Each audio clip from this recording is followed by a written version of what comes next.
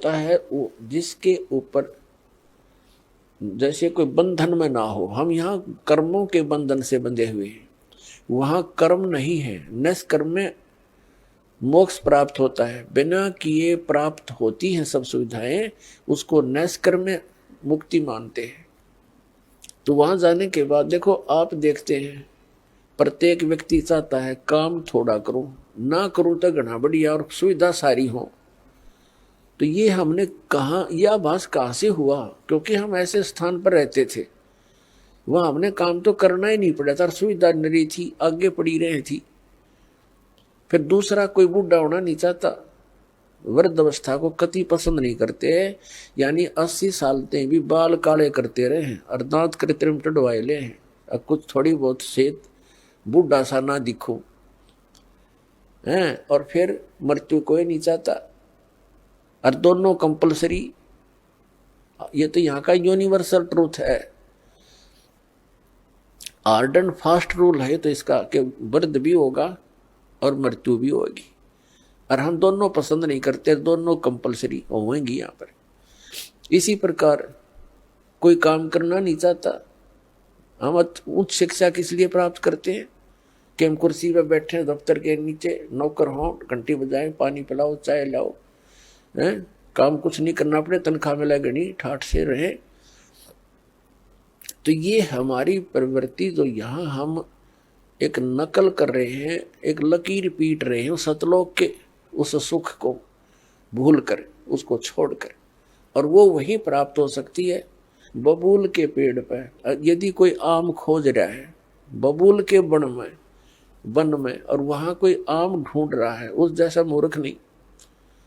तो हम इस बबूल के वन में, इस काल के लोक में, और वो सुख खोज रहे हैं सतलोक वाले।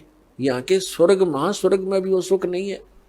तो वो बातें परमात्मा ने हमें याद दिलाई हैं। तो प्रसंग चल रहा है कि सतलोक के अंदर आपको मनुष्य शरीर मिलेगा। वहां 3 पोर्शन है सतलोक के। जैसे अपनी कैपिटल है, राजधानी है दिल्ली, और दिल्ली एक स्टेट भी है। तो दिल्ली का जो बाह्य दिल्ली है, ग्रामीण क्षेत्र है जो, वो तो समझो बाहर की दिल्ली। फिर बीच का बाजार आ गया, और फिर प्रधानमंत्री यानी अपना सेक्रेटरीट जो राजधानी स्थल है। ऐसे ही वहां का विभाजन है। तो बाह्य जो क्षेत्र है कति बाहर के साइड का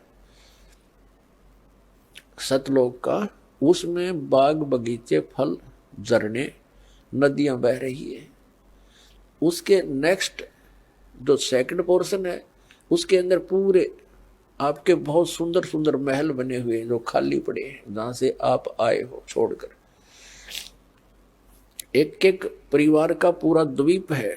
जैसे आप किसी भी अधिकारी, कर्मचारी या पैसे वाले सेठ के मकान को देखोगे, वो क्या बनाता है, बड़ी कोठी हो, एक अच्छा आगे आंगन हो, लान जिसे बोलते हैं, और उसके अंदर फल फ्रूटों के पौधे पादे लगे हों, बगीची बनी हो, झरना लगा रखा हो, तालाब हो। इस तरह की हम सुविधा खोजते हैं। और हम पिकनिक मनाने जाते हैं, पहाड़ देखने आ जाते हैं, बड़े बड़े सुंदर स्थान, झरने देखने जाते हैं। ये हमारा स्वभाव वहां से बना हुआ है। और यहाँ तो हम जाते हैं, वहां जेब कटवा कर आ जाते हैं, 10,000 रुपये ले गए कुल्लू और मनाली मई जून जुलाई में, और अपने पैसे खर्चो, वह कुछ दिनों के लिए इधर उधर सैर सपट्टे करो और पैसे बर्बाद करके वापस आ जाओ। यहाँ का तो ये सुख है। और सतलोक में जाने के बाद वो कभी अभाव नहीं, कोई खर्च नहीं, और किसी किस्म का कोई दुख नहीं। तो अब हम कोई मरना नहीं चाहते, और ये परिवार बना रहो, हम मरा नाम न कति जरूरत नहीं, चाहे दुखी और भी हो जावा, हम यहाँ से नहीं जा सकते, जरूरत ही नहीं हमने जाने की फिर। लेकिन यह मृत्यु खतरनाक हमारे लिए, और वृद्ध अवस्था, और ये सारा वहां